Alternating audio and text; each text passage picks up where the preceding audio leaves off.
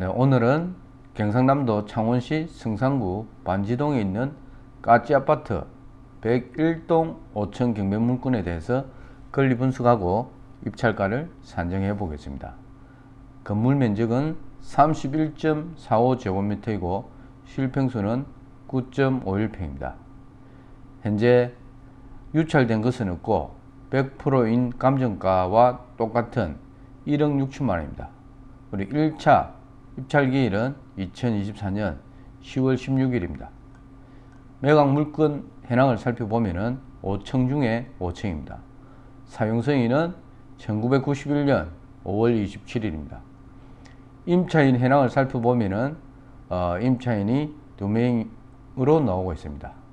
현재 1번 임차인은 전입일자가 2017년 9월 4일이고 확정일자는 미상으로 나오고 있습니다.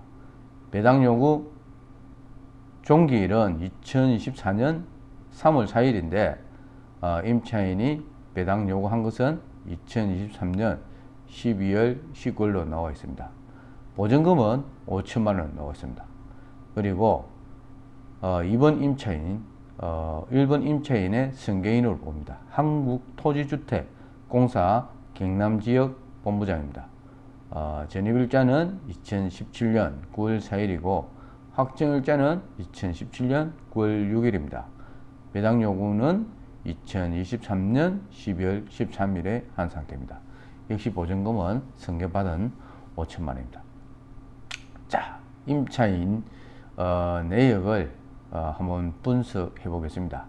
자, 대학역에 있는 임차인이 있는 물건인데 1번 임차인은 엘레라 그로지를 해서 필리핀 사람인 것 같습니다. 그 진술에 의하면은 한국토지주택공사 경남지역본부팀과 전화조사에서 본건 목적물은 한국토지주택공사에서 임차해서 입주자 조금 전에 이야기한 필리핀 엘라라 그로지에게 주거 지원한 임차주택으로 나와 있습니다.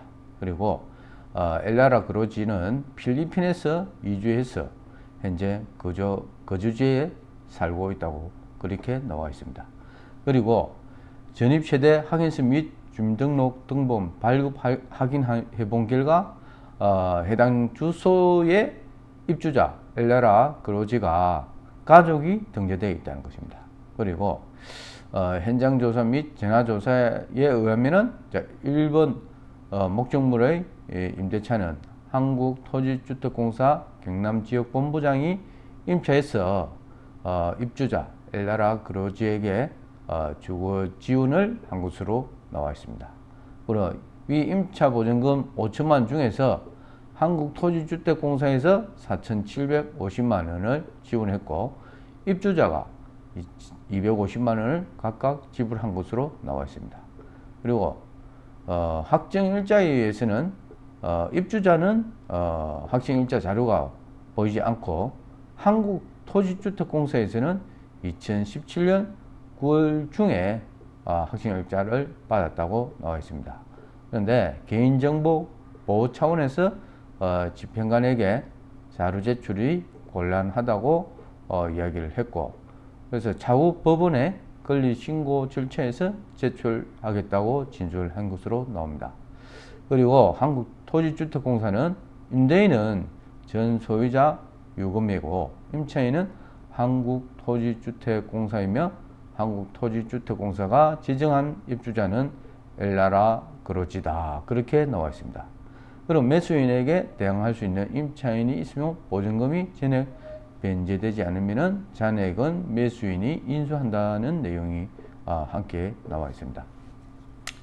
자, 임차인 현황을 등기부 현황을 살펴보면은 2020년 12월 28일에 소유권 이전이 있었습니다. 자, 거래가액은 1억 6천만 원입니다. 그리고 2020년 12월 28일 동일 날짜에 하나은행으로부터 건저당 설정이 있습니다. 자, 채권 최고액은 7,590만 원이고 말소 기준 등기로 소멸되겠습니다. 자, 우리가 이 물건을 권리 분석하기 위해서 먼저 등기부를 한번 설명드리겠습니다. 자, 우리가 경매 물건을 권리 분석하기 위해서는 제일 먼저 살펴볼 것이 바로 말소 기준 등기입니다. 자, 이 물건 역시 등기부 현황을 살펴보면은 소유권은 말소 기준 권리에 포함이 되지 않습니다. 그러면은 우리가 앞전 시간에서 말씀드린 말소 기준 권리 7가지 중에서 지금 이 등기부상에 있는 권리 중에 말소 기준 권리가 해당되는 것이 몇 가지가 있는지 한번 살펴보고 또 다른 내용을 살펴보겠습니다. 자, 말소 기준 권리에 포함되는 것은 역시 7가지 한 번 더 살펴보면은 말소 기준 등기는 자, 우리가 압류, 가압류, 저당권, 건저당권, 담보가 등기, 경매 개시 결정 등기 이런 권리 중에서 등기부상에 접수일자가 가장 빠른 등기가 말소 기준 등기가 되는 것입니다. 자, 여기서 추가되는 것이 바로 전세권인데 전세권은 집합 건물에 전세권이 설정됐거나 아니면은 토지 건물 전체에 전세권이 설정되고 그 전세권에 의해서 최선순위로 설정된 전세권이 임의 경매를 신청하거나 또 배당 요구 종결까지 배당 요구를 한 경우에 전세권도 말소 기준 등기가 된다는 것입니다.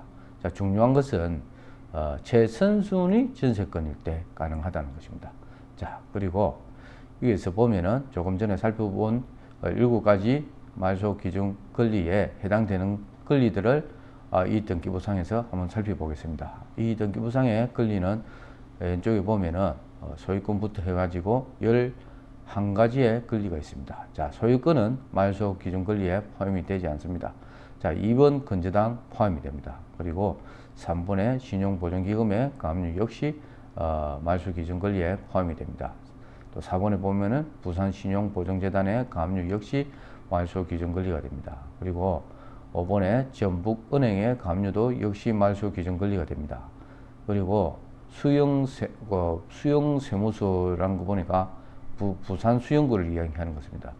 수영세무서장이 압류한 압류 역시 말소 기준 권리가 되는 것입니다. 그리고 7번에 주식에서 하나카드에서 가압류한 가압류도 역시 말소 기준 권리입니다. 그리고 삼성카드에서 가압류한 8번 가압류도 역시 말소 기준 권리입니다. 그리고 9번에 하나은행에서 임의경매 신청해서 결정난 임의경매 역시 말소 기준 권리가 되는 것입니다. 자, 10번에 현대카드에서 가압류한 가압류 역시 말소 기준 권리입니다.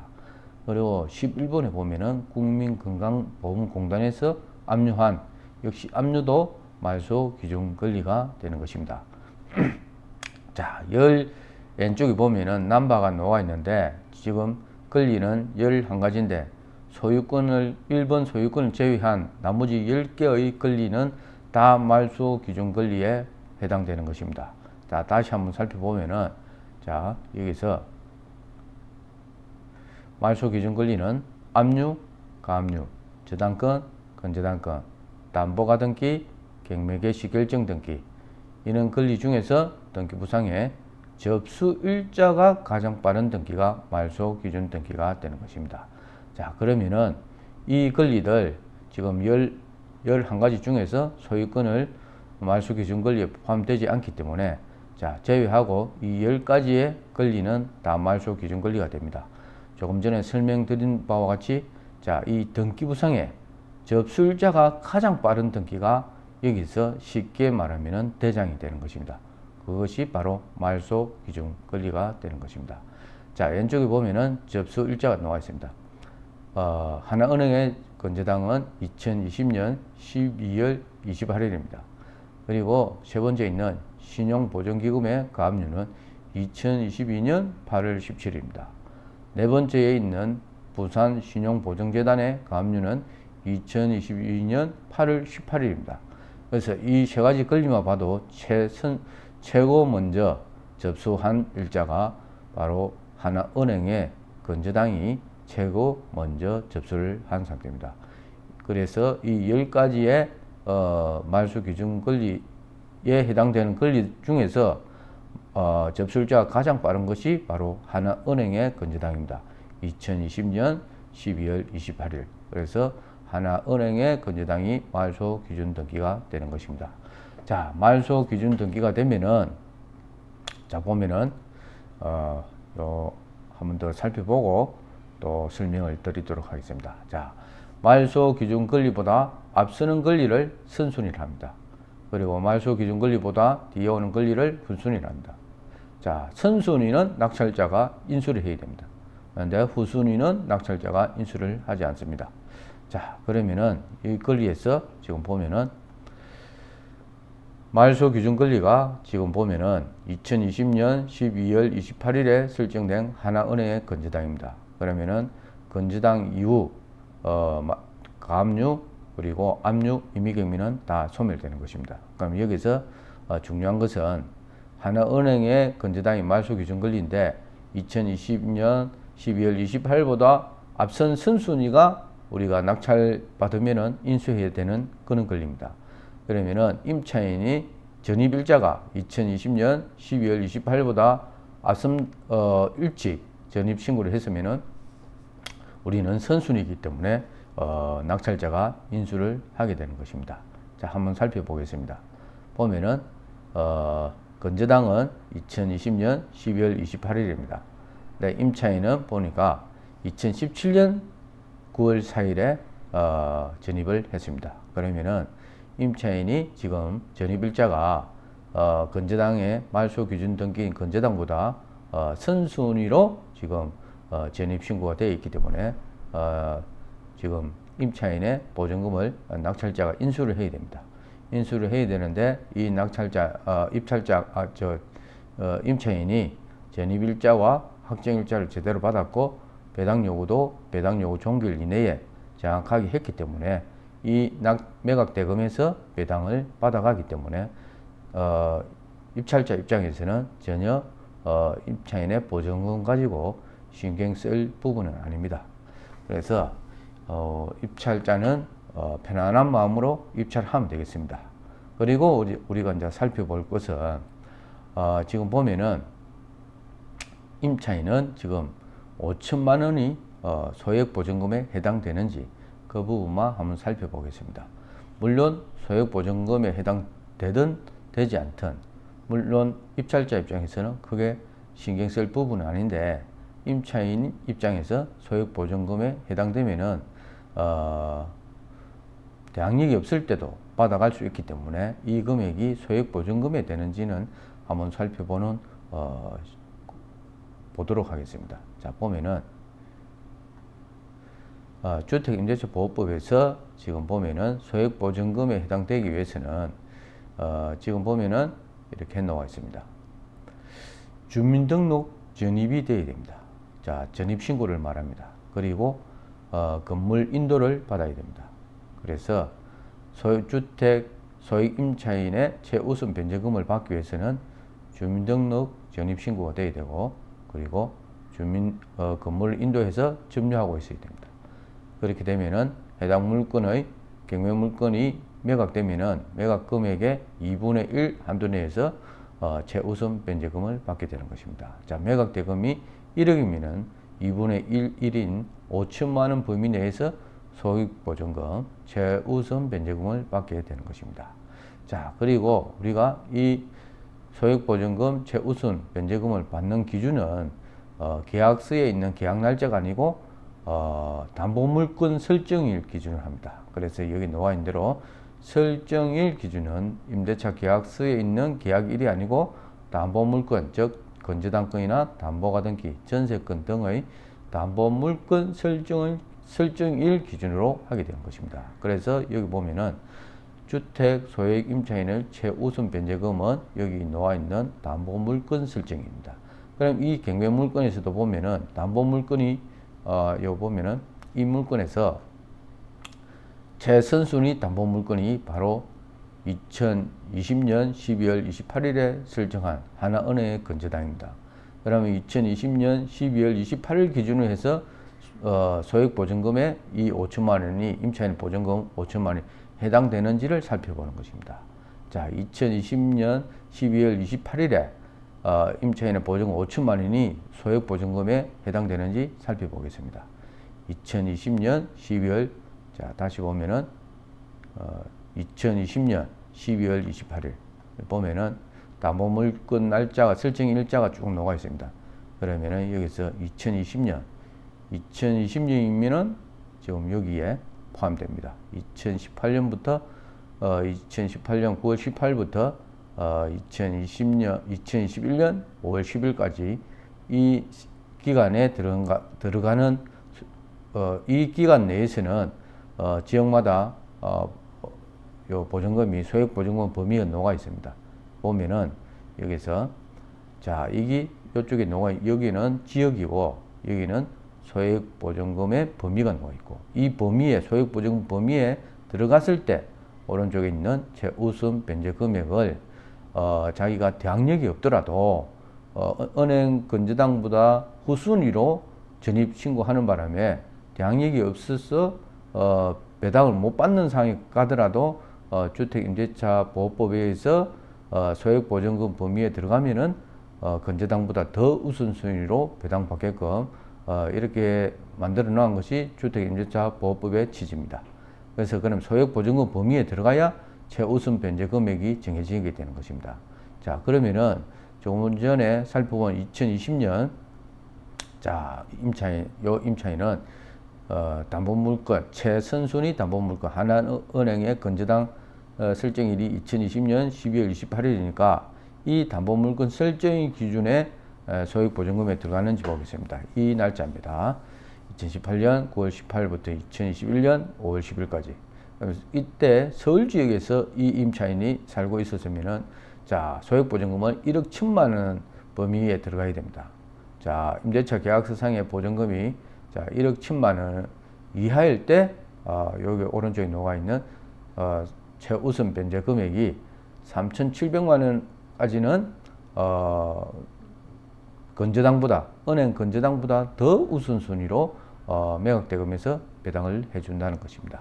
자 그리고 여기 보면은 강력시 부산강력시, 대구강력시, 대전강력시, 강주강력시 있는데 강력시는 소액보증금에 해당되려면은 임대차 계약서상의 보증금이 6천만 원 이하일 때 임대차 계약서상의 보증금이 6천만 원 이하일 때를 소액보증금으로 인정해주고 이 소액보증금에 해당이 되면은 그때는 자기가 대항력이 없더라도 임차인이 말소 기준 등기보다 후순위로 돼서 자기가 보증금을 받지 못하더라도 배당받지 못하더라도 2천만 원, 6천만 원 보증금이 6천만 원 이하일 때는 2천만 원까지는 최우선해서 배당을 해준다는 것입니다. 소액보증금으로. 그래서 이 지금 강력시는 그렇고 그 밖의 지역은 보면은 지금 보면은 창원, 진주, 마산, 김해, 순천, 여러 도시가 있지 않습니까? 그 밖의 지역으로. 자, 그런 지역에 들어갔을 때는 자, 보증금이 5천만 원. 임대차 계약서상에 보증금이 5천만 원 이하일 때 1,700만 원까지는 최우선 변제를 해준다는 것입니다. 자, 임차인의 보증금이 5천만 원 이하일 때는 자기가 말소 기준 등기보다 은행 건저당보다 더 후순위로 전입신고를 하는 바람에 자기가 대항력이 없더라도 임대차 계약서상의 보증금이 5천만 원 이하일 때는 1,700만 원까지는 최우선 변제를 해주겠다는 것입니다. 그러니까 최우선 변제란 것은 매각대금에서 1,700만 원에서 1,700만 원을 최우선적으로 배당을 해주겠다는 것입니다.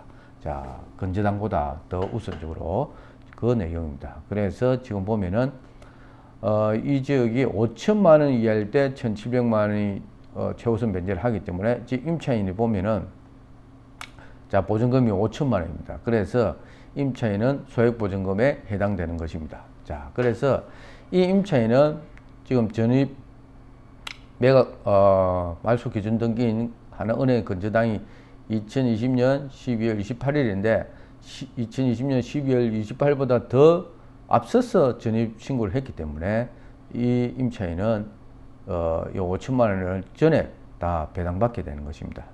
배당받게 되고 또 소액 임차인에도 해당이 된다는 것입니다.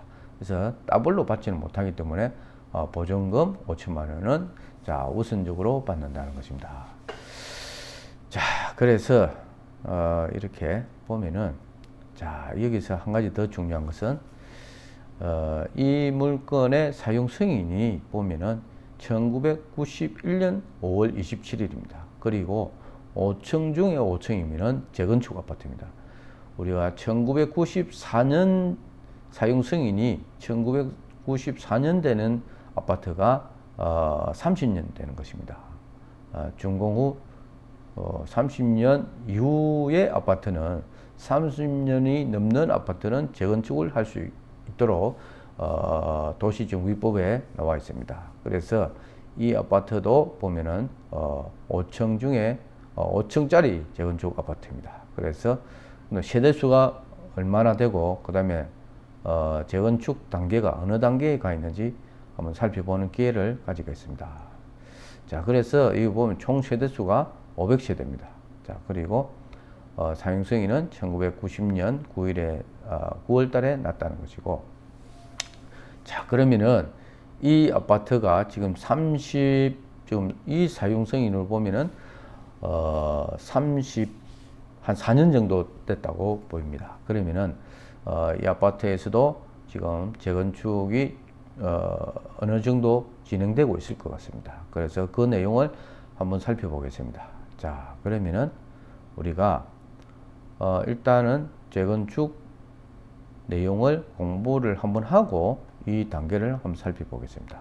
자, 지금 보면은 재건축 단계를 보려고 하면은 창원 특례시청에 들어가면 알 수 있습니다. 자, 여기서 들어가면은 창원 특례시청에 들어가게 되면은 재건축 단계를 살펴보려면은 자, 여기서 시정 소식에 들어가서 여기서 고시공고 이렇게 보면은 고시공고에서 고시공고 여기를 클릭을 합니다. 자, 이렇게 클릭을 하면은 여기에 자, 여기 보면은 재건축 아파트는 재건축입니다.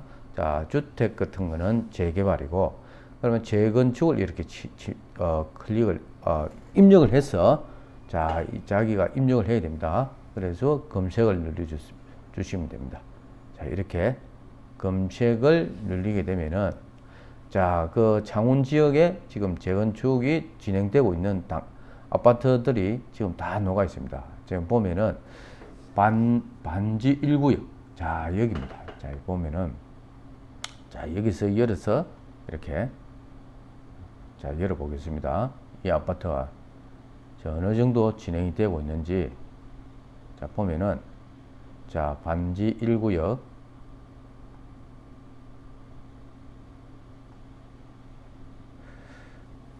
보면은 반지 1구역 재건축 사업 해가지고 정비계획 결정, 정비구역 지정, 경미한 변경 및 지행 도면 고시 해가지고 자, 보면은 반지 1구역 재건축 사업에 대해서 도시 및 주거환경정비법 16조의 규정에 의해서 아래와 같이 정비계획 결정 및 정비구역 지정사항을 변경하고 토지이용규제기본법 제8조 및 같은 법 시행령 제7조에서 지행도면 고시를 합니다. 해갖고 2024년 9월 30일에 얼마 전에 한 달 전에 나왔습니다. 자, 정비구역 주소는 창원시 성산구 창원천로 254 1원에 하고 있다는 거죠. 면적은 21,774.4제곱미터. 자, 그러면 이 지금 경매 물건을 보시면은 자, 주소가 나와 있습니다. 여기 보면은 자, 경상남도 창원시 성산구 창원천로 254 까치아파트 101동 5층 이렇게 나와 있습니다. 자, 주소 성산구 창원천로 254 4번지에 이 아파트가 지금 어느 정도 진행이 되고 있냐면은 여기서 자, 살펴본 바와 같이 여기 보면은 창원 성산구 창원천로 254 여기서 재건축이 추진되고 있는데 자, 구역 명칭은 반지 1구역 재건축 정비 사업으로 해서 지금 추진이 되고 있습니다. 추진되고 있는데 이번에 기존에 돼 있던 것은 이런 식으로 되어 있었는데 이번에 변경 신청을 했다는 겁니다. 자, 변경 내용은 원래 사업구분은 재건축 정비 사업이었는데 자, 명칭을 좀 보면은 재건축 사업으로 바꿨습니다. 자, 주식회사 재건축 사업으로 바꿨다는 거. 그리고 기존의 명칭은 반지 1구역 재건축 정비 사업인데, 자, 주식회사 반지 1구역 재건축 사업으로 변경을 했다는 것입니다. 자, 언제? 2024년 9월 30일에 이렇게 되어 있습니다. 자, 그리고 이 내용을 보면은 전체 면적은 여기 보면은 21,774.4제곱미터 이렇게 나와 있고, 자, 그리고 보면은 용도 지역은 제2종 일반 주거지역입니다. 자, 제2종 일반 주거지역으로 나와 있고, 자, 면적은 똑같습니다. 여기도 변경 전에도 21,774.4제곱미터, 변경 후에도 21,774.4제곱미터. 자, 그렇게 되어 있고, 그리고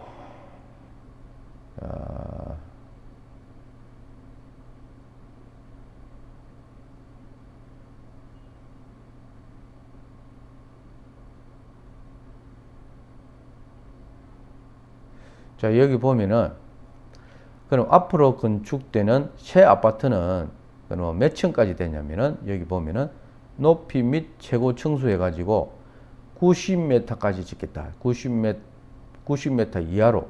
그래서 이 새로 건축되는 재건축 아파트, 신축 아파트는 현재는 5층짜리 아파트인데 29층까지 짓겠다. 29층 이하로. 자, 이렇게 나와 있습니다.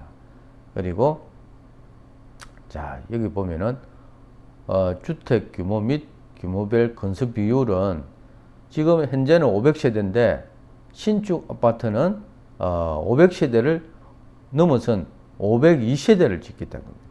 근데 500세대에서 502세대면 1대1 아파트 같습니다. 자, 임대 보면은 이제 임대용 아파트는 없고, 보통 보니까 전용 면적 85제곱미터가 85제곱미터 이하로 짓겠다는 거예요.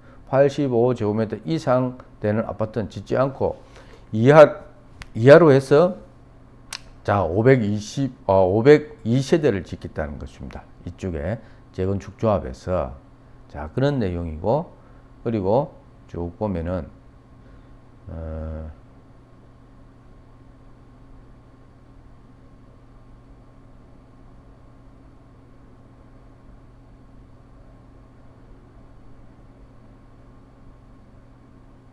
그래서 이번에 변경하면서 자 반지 1 재건축 정비구역이 자 면적은 똑같는데 변경하면서 용적률을 259.6% 이하로 해서 120제곱미터 120m 이하로 짓겠다는 겁니다. 조금 전에는 하기 전에 29층 이하로 짓겠다 했지 않습니까? 여기 보면은 자 여기 내용을 보면은 여기 90m 이하 아파트 최고층 층수까지 90m 이하로 하고 29층 이하로 짓겠다 했는데 자 변경을 하면서 어떻게 됐냐?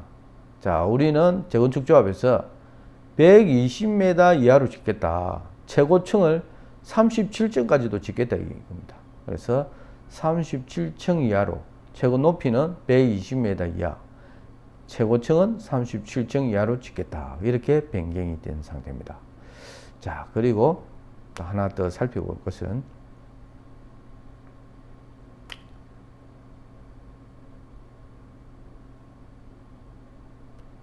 자, 이렇게 보면은 정비사업 시행계획 변경 내용을 볼 수 있는데 지금 보면은 변경 내용이 변경 전에는 해당이 500세대였습니다. 그리고 계획을 502세대로 했는데 기존의 5층짜리 아파트 500세대를 새 아파트 재건축하면은 2세대 증가 예상이 2세대밖에 안 됐는데 이번에 변경하면서 지금 보면은 해당 500세대를 498세대로 오히려 증가가 아닌 감소시켜서 2세대를 감소시켜서 짓겠다는 겁니다.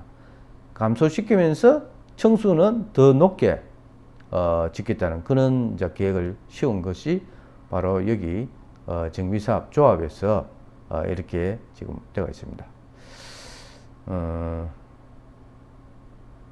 자, 그래서 오히려 500세대 아파트를 2세대 줄여서 증가가 아니고 감소시키어서 498세대로 짓겠다는 게 이 정비사업 조합의 계획입니다.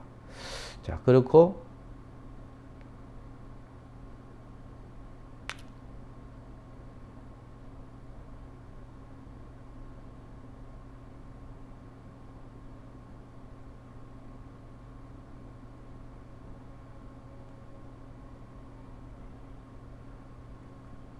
자, 지금 보면은 60제곱미터 이하는 지금 보면은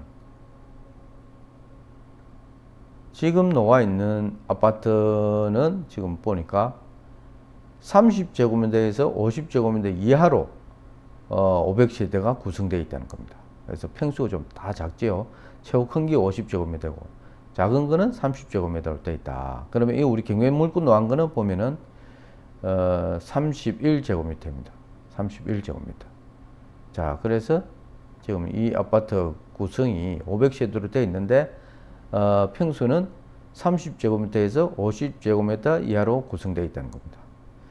그래서 지금 보면은 그럼 앞으로 정비 사업으로 인해서 새로 건축되는 아파트는 그럼 어떤 식으로 건축을 하겠냐? 이 새로 지어지는 아파트는 500세대에서 2세대 감소시켜 가지고 498세대를 짓는데 그럼 변경될 때는 자, 어떻게 되냐면은 50에서 60제곱미터 이하는 192세대를 짓겠다는 겁니다.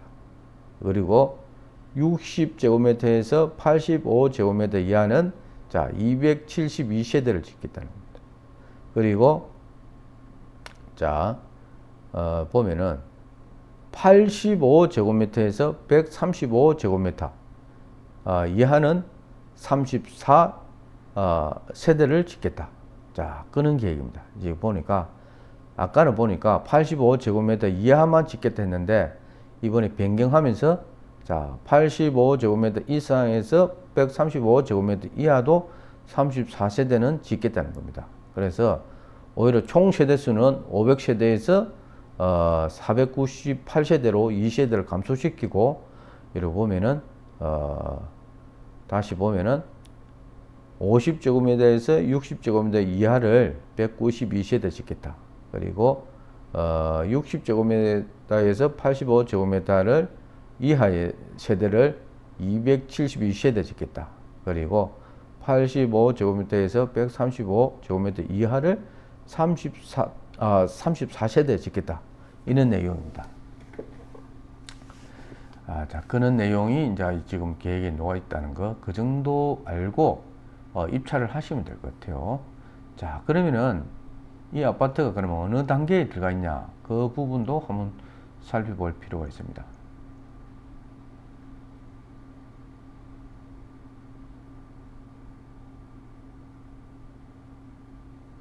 조금 전에는 37층 이하로 짓겠다는 거.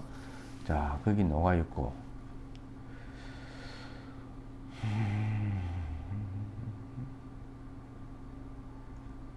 자, 이렇게 보면은.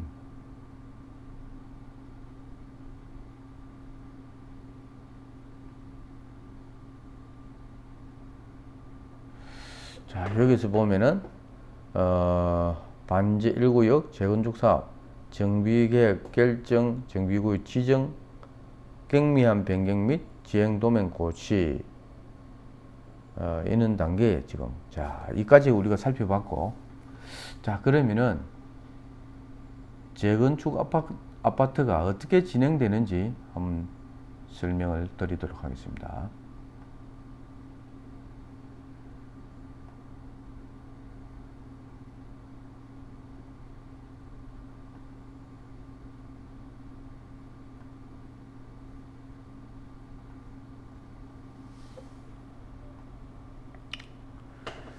자, 재개발, 재건축 사업은 보통 15단계 정도로 이렇게 절차가 진행이 됩니다. 그 재개발 재건축 사업은 거의 한두 단계 외에는 거의 절차가 똑같습니다. 그래서 재개발 재건축 진행되는 사업 절차를 한번 알아두고 투자를 하는 것이 투자하는 사람에게 큰 도움이 됩니다. 그래서 단계를 사업 절차를 한번 살펴보겠습니다. 자, 우리가 보면은 사업 초기인 1년에 2년에서 3년 이내에 이루어지는 것이 바로 정비계획, 정비 기본계획 수립을 하는 단계입니다. 자, 정비 기본계획 수립, 그리고 재건축 안전진단, 그리고 정비구역 지정, 그리고 추진위원회 승인, 이런 단계가 2년에서 3년 이내에 이루어지게 됩니다.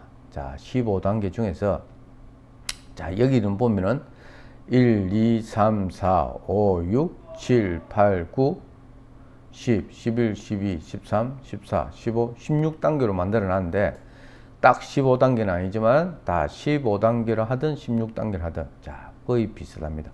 지금 보면은 자, 3년 이내에는 자, 1단계 정비 기본계획 수립, 기본계획을 수립합니다. 자, 그리고 재건축 안전진단, 재건축 안전진단을 이제 받게 되는 것입니다. 자, 우리 재건축 을 추진하기 위한 우리 소유자들이 재건축 안전진단을 지자체에 신청을 하게 되는 것입니다. 자, 그리고 정비구역 지정, 지자체에서 안전진단을 하고 불량노 아파트라고 지정이 되면은 정비구역 지정을 하게 됩니다. 그리고 정비구역 지정되고 나면은 이제 우리 토지 등 소유자들이 쉽게 말해서 아파트 소유자지요. 소유자들이 추진위원회를 구성하게 돼서 구성하고 난 다음에 지자체에 또 추진위원회 승인을 받게 되는 것입니다. 그러면은 자, 여기 제일 처음에 정비 기본계획 수립은 누가 하냐면은 바로 시장군수. 자, 그 부분도 한번 살펴보겠습니다. 자, 이렇게 보면은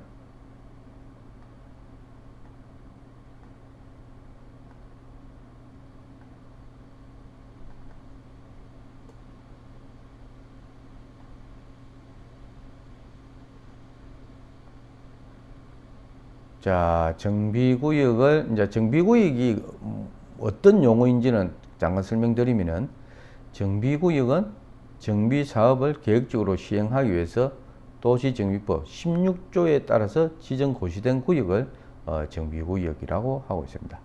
자, 그러면 정비구역은 누가 지정하는지 한번 살펴보는 시간을 가지겠습니다. 자, 보면은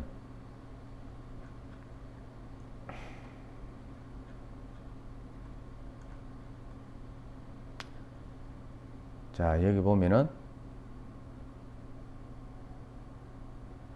자, 도시 주거환경 정비 기본계획 수립을 자, 특별시장, 강력시장, 특별자치시장, 특별자치도지사 또는 시장이 자, 도시 주거환경 정비 기본계획을 10년 단위로 수립하도록 되어 있습니다. 자, 이렇게 다시 설명드리면은 특별시장, 강력시장, 특별자치시장, 특별자치도지사 또는 시장이 여기 또는 시장은 대도시의 시장을 이야기하고 있습니다. 그래서 도시 관할 구역에 대해서 뭐 광주광역시면 광주광역시, 부산광역시면 부산광역시 그 시장이 관할하고 있는 구역에 대해서 도시정비, 도시주거환경정비 계획을 10년 단위로 수립하도록 되어 있습니다. 자, 그리고 도지사가 대도시가 아닌 소도시, 소도시는 그러면은 도지사에게 기본계획을 대도시가 있는 소도시는 기본계획을 수립할 필요가 없다고 인정할 때 기본계획을 수립하지 않을 수 있습니다. 도지사가. 소도시는 도지사가 기본계획을 수립하지 않을 수 있다는 거, 그 내용을 아시면 되겠습니다. 자, 여기서 기본계획 수립권자. 이거는 특별시장, 강력시장, 특별자치시장, 특별자치도지사 또는 시장은 기본계획 수립권자인데 기본계획에 대해서 5년마다 타당성을 검토해서 그 결과를 기본계획에 반영하도록 되어 있습니다. 자, 이렇게 살펴보게 되었고, 자,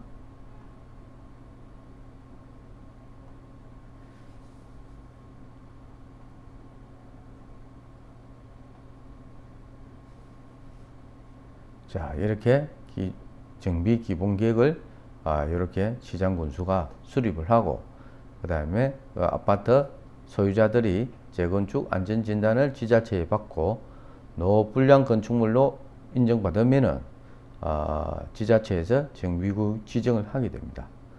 정비구역 지정이 되면은 또 소유자들이 재건축을 추진하기 위해서 소유자들끼리 쉽게 도시정비법에서는 이제 토지 등 소유자라고 하고 있습니다. 자, 그럼 재건축에서 토지 등 소유자가 돼야 나중에 새 아파트를 받을 수 있는 그런 권리가 주어집니다. 자, 여기 토지 등 소유자는 그럼 어떤 사람을 말하는지 또 한번 설명드리겠습니다. 자, 여기 보면은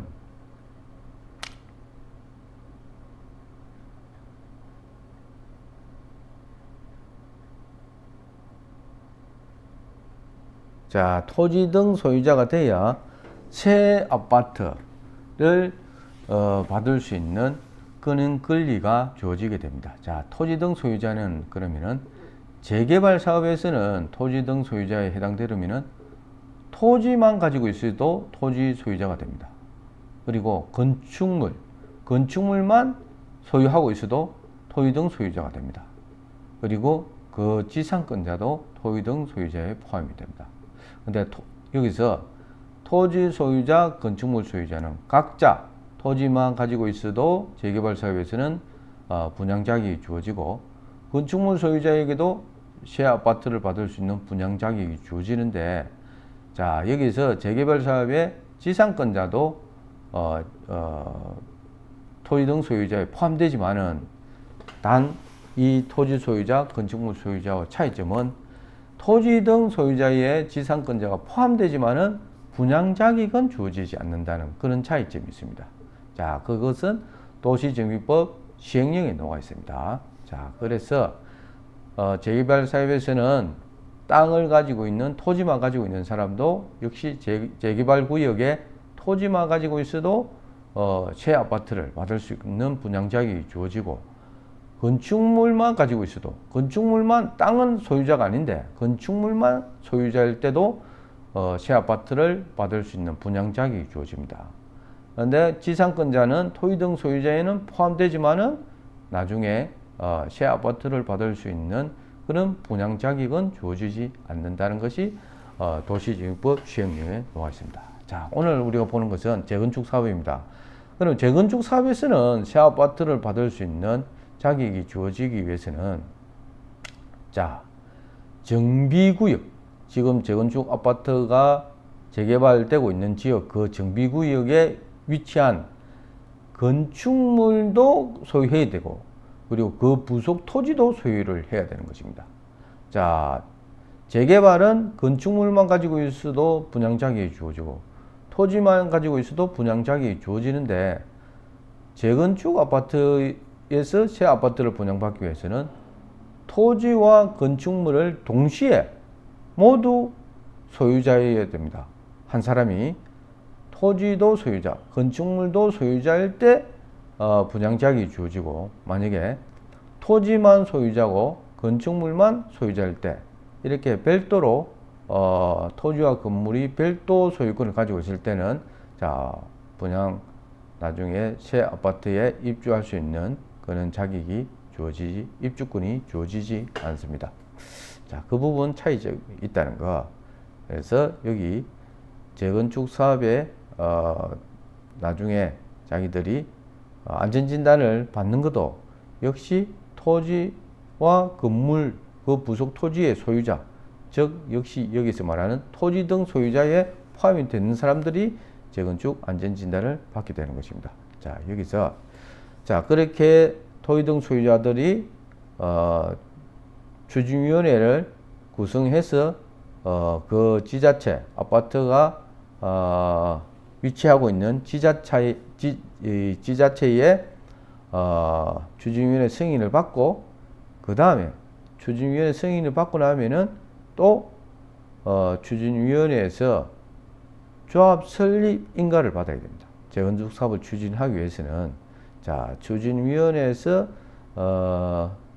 또 일정 기간을 두고 조합 설립을 하기 위한 조합 설립 인가를 또 지자체에 받아야 정상적으로 이제 재건축 사업을 추진하게 됩니다. 자, 이때부터는 조합은 법인이 됩니다. 법인이 돼서 사업 주체가 되는 거죠. 진정 이제 그 새 아파트를 재건축하기 위한 사업 주체로서 조합이 그 역할을 맡게 되는 것입니다. 자, 그러면 조합이 설립되고 나면은 이 조합이 새 아파트를 건축할 수 있는 그런 시공사를 선정하는 또 역할을 하게 됩니다. 자, 토지 등 소유자를 대상으로 해서 총회나 이런 걸 열어서 시공사 선정을 하게 됩니다. 자, 시공사가 이제 새 아파트를 짓는 그런 시공사 선정이 끝나고 나면은 또 조합에서 사업 시행 인가를 하게 됩니다. 사업 시행 인가를 하고 우리는 그러면은 어떤 아파트를 몇 세대까지 짓겠다.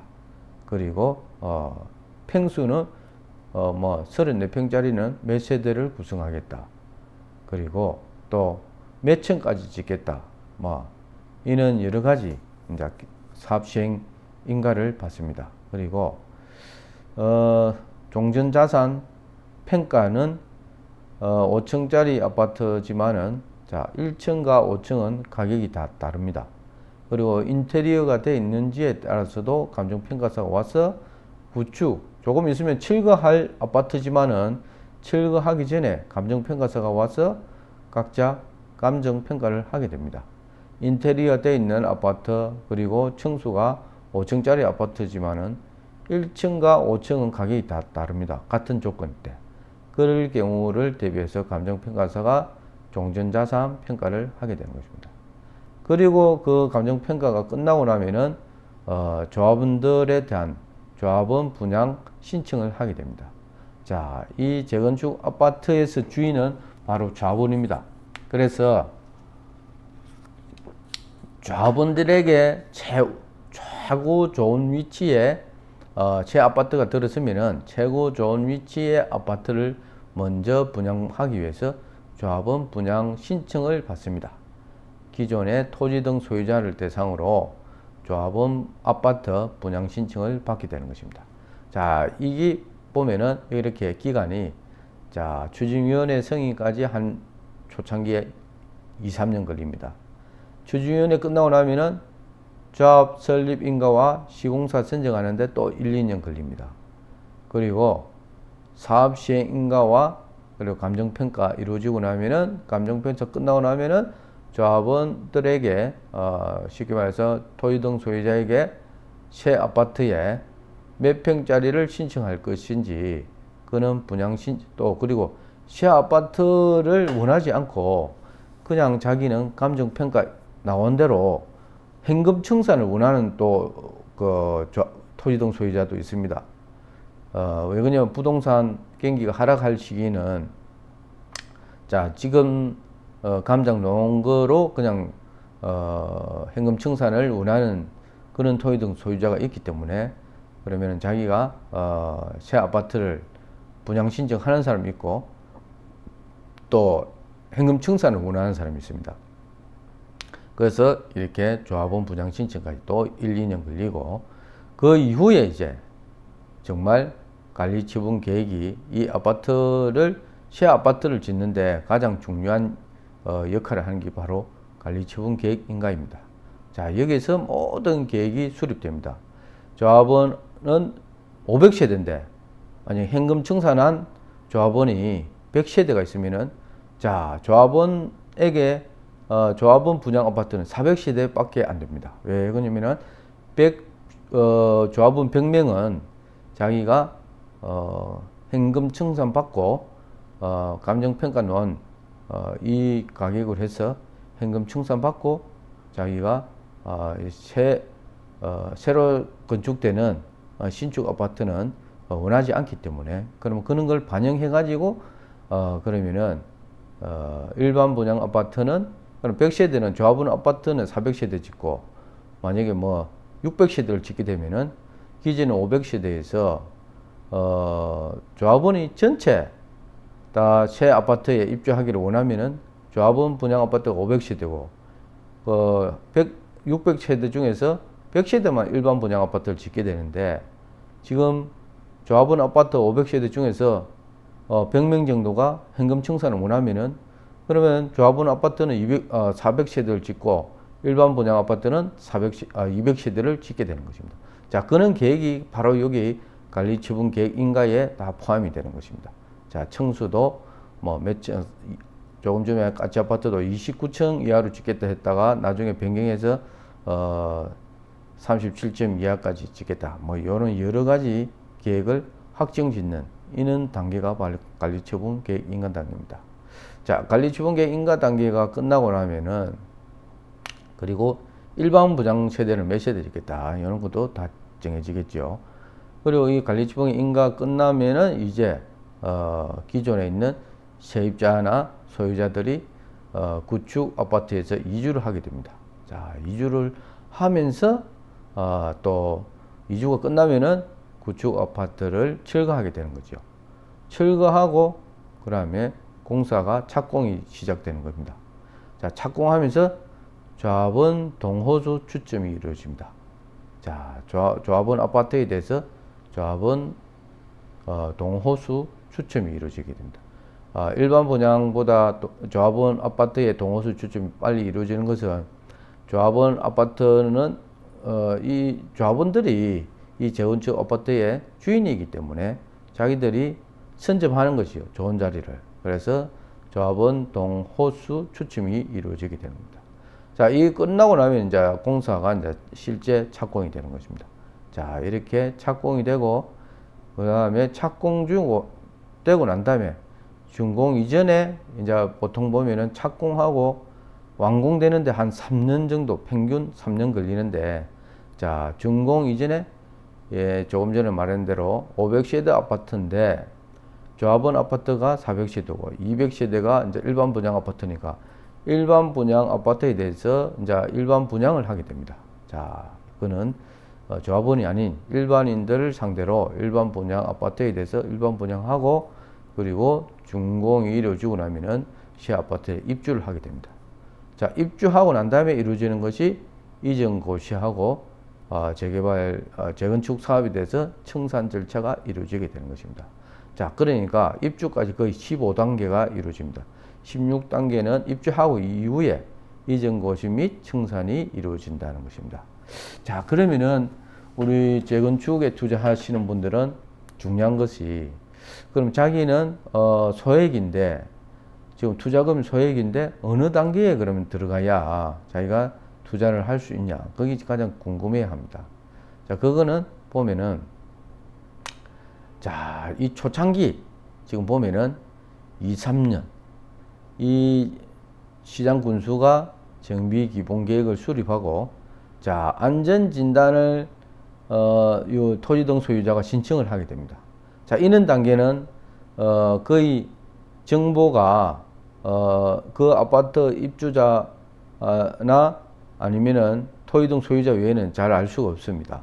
자, 안전 진단을 신청하는 것은 그 아파트의 토지 등 소유자이기 때문에 자, 이런 단계는 거의 그 가격 변동이 없기 때문에 자, 이런 단계에 그러면 자기는 투자금이 적을 때 들어가서 안전 진단만 통과해도 재건축 아파트는 급상승하는 경우가 많습니다. 그리고 정비구역 지정 단계, 그리고 추진위원회 승인 단계, 이런 단계 안에서만 해도 충분하게 수익이 만들어집니다. 그리고 투자금이 없으면 이런 단계에 들어가서 또 재건축 조합 설립 인가가 떨어졌을 때, 아니면은 이렇게 자기가 좀 더 여유가 있으면은 이때 들어가서 사업시행 인가나 관리처분계 인가 단계에서 빠져나올 수도 있고, 그럼 자기가 투자금이 좀 더 있는 사람은 미처 이 최초 단계는 못 들어갔더라도 조합 설립 인가가 떨어지고 난 다음에 또 들어갈 수도 있습니다. 들어가서 자기가 사업시행 인가 단계에 나오든 관리처분 인가 단계에 나오든, 아니면은 관리처분 인가 지나고 2주 철거 착공 다 하고 그리고 준공하고 입주하고 난 다음에 프리미엄까지 다 붙어 가지고 그때 또 매도해서 큰 수익을 남기도 되기 때문에 재건축은 이런 장점이 많습니다. 그래서 보면은, 자, 우리가 보면은 수익이 최고 안전진단 단계나 정비의 지정 단계가 수익이 없다고 쳤을 때, 자, 그러면은 이 단계에서 나중에 보통 보면은 일반 분양할 단계로 최고 꼭대기로 왔을 때, 자, 우리 조합원들이 일반 분양할 때까지 자기가 매도를 하지 않고 있으면 수익이 어떻게 생기냐면, 자, 이런 차이가 있습니다. 재건축 안전진단이나 이렇게 정비구 지정 단계에 들어가면은 이렇게, 자, 우리가 이걸 5억으로 봤을 때, 자, 정비구 안전진단 단계에 들어가면은 5억에 대한 수익을 만들어낼 수 있게 되는 것입니다. 자, 그러면은 조합 설립 인가 단계에 자기가 들어갔으면은, 자, 줄어들지요, 수익이. 왜? 먼저 수익을 자기가 프리미엄이 붙은 상태에서 들어갔기 때문에, 자, 기존의 안전진단 통과되면서 붙은 프리미엄 자기는 수익으로 만들지 못합니다. 그리고 주주위원회 승인이 떨어지면서 붙은 또 수익도 자기는 볼 수 없는 거지요. 늦게 들어가요. 조합 설립 인가 단계에 들어가면. 그래서 재건축은 최고 먼저 들어가는 게 좋은데 기간이 많이 조금 소요되다 보니까 기다림에 약간 그는 지치는 그런 경향이 있습니다. 그래서 그러면 그런 기다림을 싫어하면은 자기가 조합 설립 인가 단계에 나는 프리미엄이 좀 붙었더라도 그때 들어가고 싶다. 그럼 조합 설립 인가에 들어가면은 자기는 5억의 수익이 아닌 이제 한 3억 5천의 수익을 가져가게 되는 겁니다. 자, 조합 설립 인가 단계에 들어가고 언제까지 기다렸을 때 3억 5천까지? 요 일반 분양할 단계까지 가져갈 때, 자, 이때까지 자기가 가서 보면은 수익이 한 3억 5천 내가 가져갈 수 있다. 이런 이야기입니다. 그리고 조합 설립 인가 단계도 자기는 머뭇거리고 들어가지 않은 사람이 있습니다. 자, 그러면은 어떤 단계에 들어가냐면은, 자, 구축 아파트를 철거하기 이전에 자, 구축 아파트에 대해서, 자, 감정평가사가 와서 감정을 합니다. 자, 그 당시에 이제 들어가는 거죠. 감정이 나온 걸 보고 그 당시에 자, 투자를 하게 됩니다. 자, 이때 들어간 사람은 그러면은 조합 설립 인가 단계에 들어갔을 때보다는 수익이 더 줄어듭니다.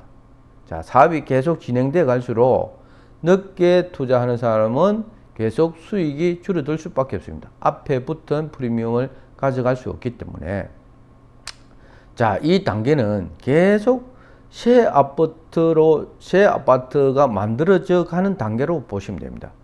그러면은 새 아파트가 만들어지는 단계가 아주 길게 초기 단계에 들어간 사람과 마지막 10단계에 들어가는 15단계에 들어간 사람하고 어떤 수익이 똑같다면은 누가 그 초기 단계에 들어가겠습니까? 15단계에 다 들어가지.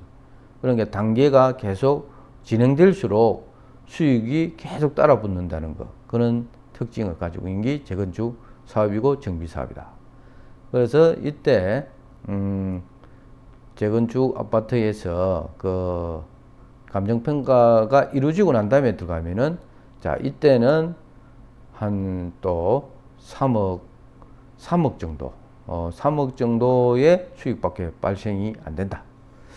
그리고 그것도 놓치고 자기가 관리처분계획 인가 단계에 이제 다시 또 들어갔다. 자, 이렇게 되면은 자기가 이렇게 수익이 지금 보면은 관리처분 인가 단계에 들어가면은 자기는 이제 수익이 한 1억밖에 안 남지요. 왜? 저 일반 분양하고 난 다음에도 프리미엄 붙지만은 자, 이렇게 단계식으로 올라오면서 수익이 다 앞에 프리미엄을 자기는 주고 이렇게 관리처분계 인가 단계까지 미리 붙어 있는 재건축 안전진단, 추진위원회 승인, 조합 설립 인가, 사업시행 인가, 종전자산 평가 이런 단계를 다 거쳐오면서 붙은 프리미엄을 주고 관리처분계 인가 단계에서는 이제 사야 됩니다. 그렇게 되면은 앞에 만약에 뭐 1억 하던 아파트가 이제 이때 단계 되면은 2억이 넘어서겠지요. 그래서 프리미엄 다 붙어 있습니다. 그때 프리미엄 붙어 있는 걸 사고 실제 자기가 이제 일반 분양하고 비교했을 때 자기 수익은 이제 이때는 뭐 1억이 될 수도 있고 이제 수익이 많이 줄어들게 되는 거죠. 그리고 이제 일반 분양이 이루어지고 시 아파트에 입주하는데 또 기간이 좀 소요됩니다. 준공되고 난 다음에 입주를 하기 때문에. 입주하게 되면은 또 일반 분양 끝나고 나면 또 프리미엄 붙기 때문에 자, 이때 또 일반 분양이 이루어지고 난 다음에도 어떤 아파트는 뭐 또 핵심 지역 같은 데는 부동산 상승기 때는 프리미엄이 또 한 2억 이상 붙는 데도 있고 또 1억에서 2억 사이에 붙는 경우도 있고 그런 차이점이 있습니다. 그래서 일반 분양에 당첨되고도 박수 치는 이유가 프리미엄이 따라 붙기 때문에 그렇다는 것. 그리고 입주하고 난 다음에 이제 그때 또 매도했을 때는 최고치가 되는 거죠. 자기가 재건축 안전진단에 매수해서 자, 여기 새 아파트에 입주하고 난 다음에 그 다음에 이제 자기가 최종적으로 매도를 하게 되면은 온전한 수익을 모두 다 가져가게 되는 겁니다. 자, 여기 모든 수익이 이 단계쯤 되면은 좋은 지역 같은 경우는 뭐 7억도 되고 10억도 되는 경우가 많이 있습니다. 근데 기간이 보통 보면은 이 기간까지 한 8년 걸리죠. 아파트가 8년에서 10년 정도 거리 걸리기 때문에 뭐 10억 넘는 아파트도 좋은 지역은 많이 생기게 되는 거죠. 그렇다는 거 생각하시고, 자, 그리고 중요한 것은 자, 조합원 자격이 돼야 됩니다. 그러면은 조합원 자격이 지금 오늘은 재개발 사업은 다음 시간에 하고, 자, 재건축 사업에 대해서는 설명을 드리겠습니다. 재건축 사업의 조합원 자격이 어떻게 돼야 되냐. 재건축 사업에서는 이제 그 조금 전에 설명드렸죠. 건축물과 토지를 모두 소유해야 됩니다.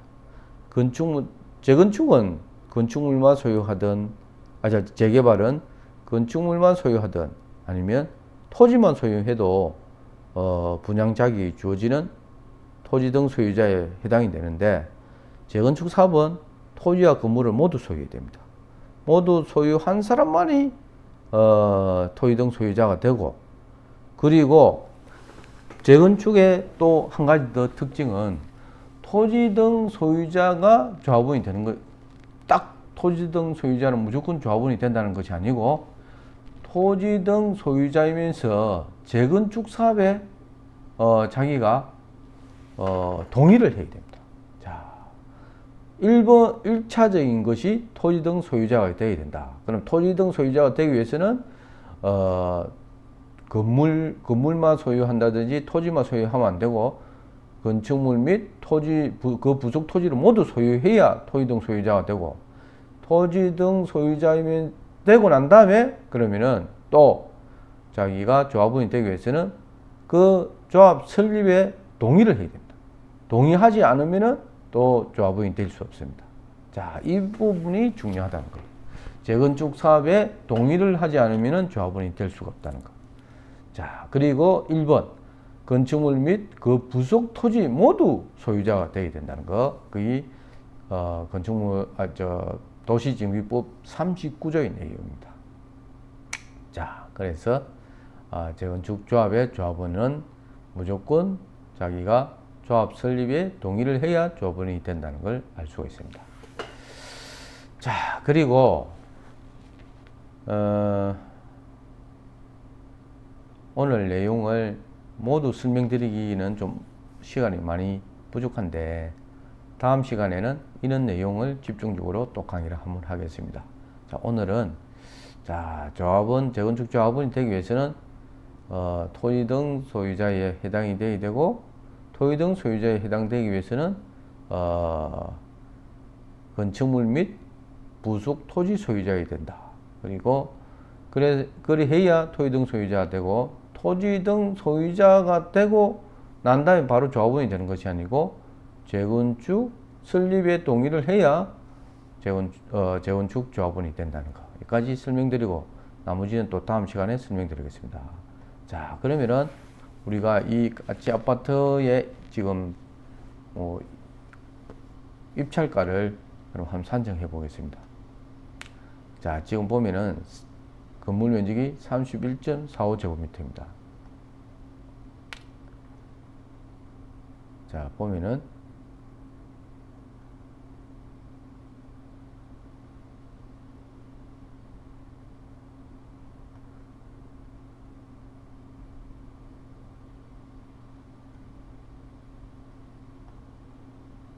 자, 이 면적입니다. 이 면적인데 2024년도에 거래가 한 10건이 있습니다. 자, 우리가 나와 있는 물건은 5층입니다. 5층이 2024년 3월 달에 한 1억 4,500 했습니다.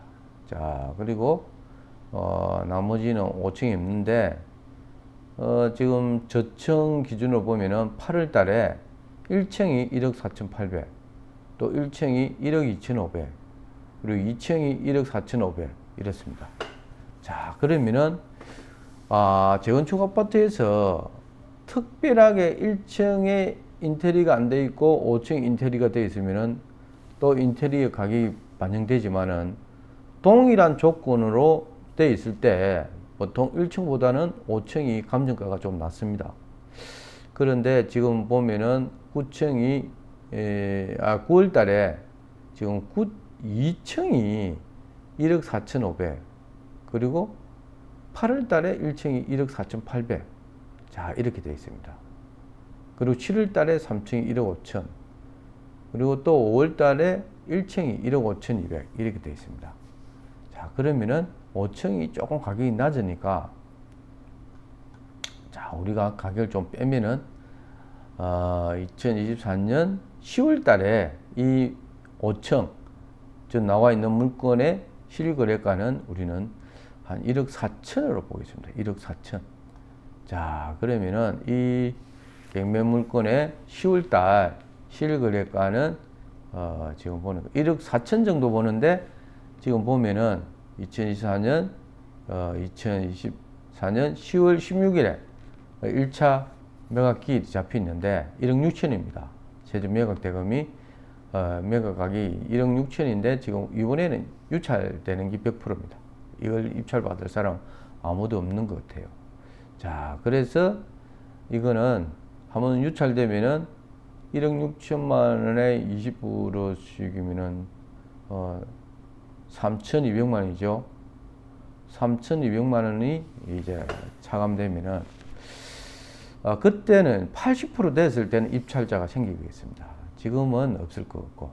그래서 우리는 1억 최저 10월 달에 실거래가를 1억 4천으로 받기 때문에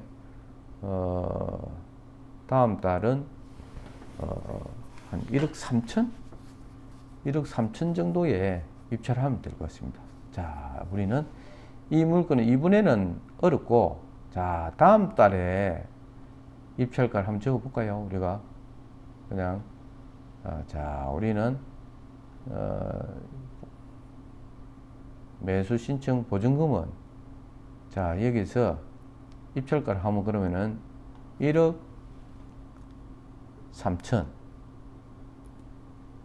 1억 3천만 원 정도 해볼까요?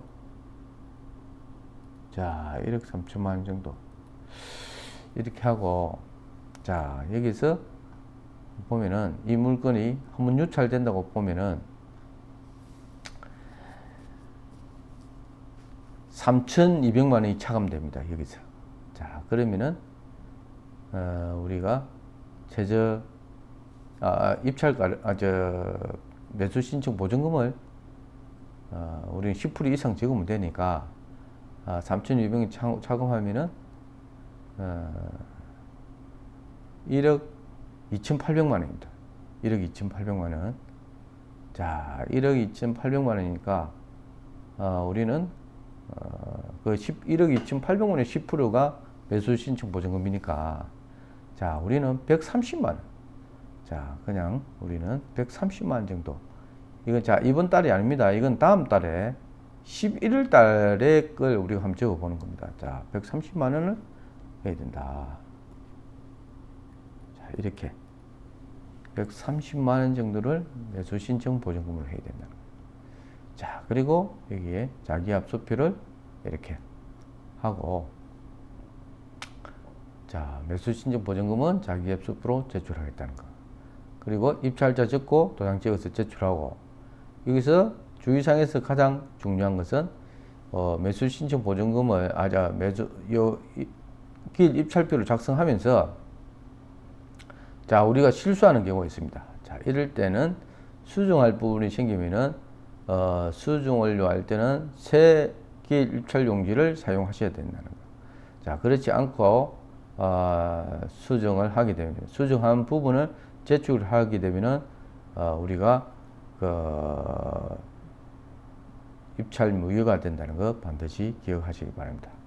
자 오늘은 자 실제 입찰을 할 수 없는 가격이기 때문에 다음 달에 한 1억 3천에서 1억 한 뭐 2천 1억 3,200 1억 3,200 안쪽에서 낙찰이 될 가능성이 높습니다. 한번 유찰이 돼야 되는 상태. 자 그런 상태란 걸 봤고 오늘 절차도 한번 살펴봤고 자 앞으로 재건축 아파트 그리고 상가 자 상남동에 상가가 한 120개 정도가 나온다고 했죠. 경매 물건으로. 자 상가도 집중적으로 한번 살펴보겠습니다. 자 오늘은 강의는 여기서 마치도록 하겠습니다. 자 아직까지 구독 신청하지 않으신 분들은 구독 신청하시고 강의를 들으시면 되겠습니다. 감사합니다.